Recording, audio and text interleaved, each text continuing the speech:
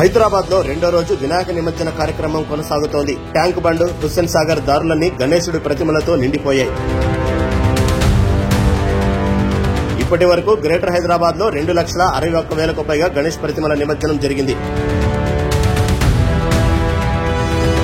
ఇక ఒక్క హుస్సేన్ సాగర్ లో 11,000 గణేష్ విగ్రహాల నిమజ్జనం జరిగినట్లు పోలీసులు తెలిపారు. ఇక మరోవైపు ట్యాంక్ బండ్ పరిసర ప్రాంతాలు వాటర్ బాటిళ్లు చెత్తతో నిండిపోయాయి. గణేష్ బోర్డులతో సహా నీటిలో వేస్తున్నారు.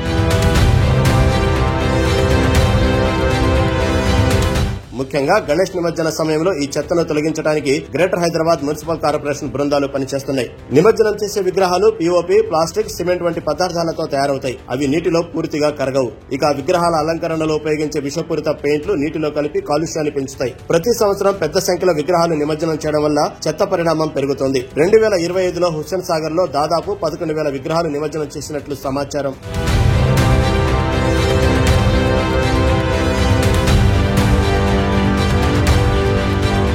ఈ పండుగను జరుపుకునే ఉత్సాహంతో విగ్రహాల నిమజ్జనం పర్యావరణంపై చూపే హానికరమైన ప్రభావాన్ని మనం సాధారణంగా మర్చిపోతాం. గణేష్ విగ్రహం సాధారణంగా బంకమట్టి, ప్లాస్టర్ ఆఫ్ ప్యారిస్, ప్లాస్టిక్ మరియు సిమెంట్ తో తయారు చేయబడుతుంది. విగ్రహాన్ని అలంకరించడంలో విషపూరిత పెయింట్లను కూడా ఉపయోగిస్తారు. నిమజ్జనం తర్వాత విగ్రహంలోని పదార్థాలు పూర్తిగా నీటిలో కరగవు. ఇది పర్యావరణ కాలుష్యానికి దారితీస్తుంది.